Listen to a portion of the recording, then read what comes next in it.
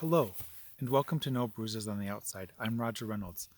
This video I want to talk about private reality versus public facade in families with abuse or secrets. So, the public facade versus the private reality. I grew up in a family with domestic violence and with undiagnosed and denied mental illness struggles. Mental illness.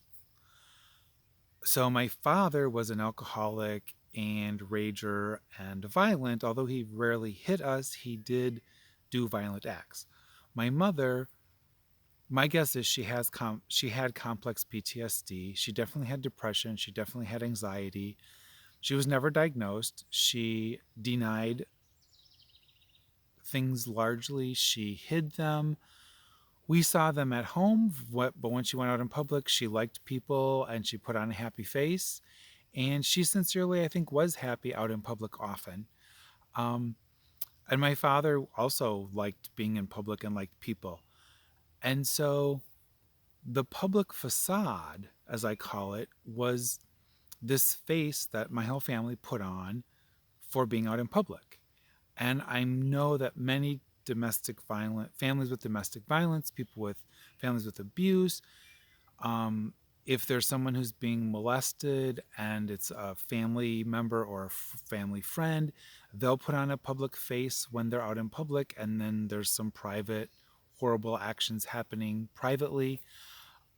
So this idea of public facade versus private reality, if you're a family that doesn't really do it to much degree and that isn't hiding deep secrets, if your family didn't do that, it may be really a foreign concept to you. If you're a family, if you come from a family where this happened, I hopefully am putting words to something that you maybe certainly knew about, certainly understood, felt, but maybe hadn't ever put words to it like this before.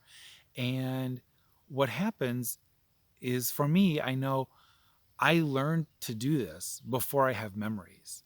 And I am certain as a little kid, probably, before 4 or 5, I might have in public said something about daddy spanked me, or daddy was yelling, or daddy broke this, and I got looks from my parents that would have been looks that I knew, like, ooh, man, I'm in trouble. And when I got home, I probably was told, you don't say things like that in public, or you don't tell people that, or I was hit or something, or I was. So this public facade versus private reality is something that kids in abusive families or with other kinds of abuse happening, they learn it before they have memories. And it is just kind of part of how you view the world. And so it goes with you into school, into work, into college, into social settings, and into therapy. So, although I was open and honest with therapists about things that happened in my life and in my childhood, I always went to therapy appointments presenting well, because I pulled it together to be in front of the public. And that was just part of who I was and what I did. And this is something that I think many people with complex PTSD, many people coming from or living in difficult, controlling, domineering, abusive relationships, or extended family members. It happened with my extended family too. Um, Putting on the public facade and then having weird things happen, or controlling or domineering or abusive things happening in private. So this idea of a public facade versus a private reality is something that many people living with ongoing traumatic situations live with. And I hope that I've given some more language, words, and better understanding to people who live with this or people who don't really understand it. Thank you for tuning in.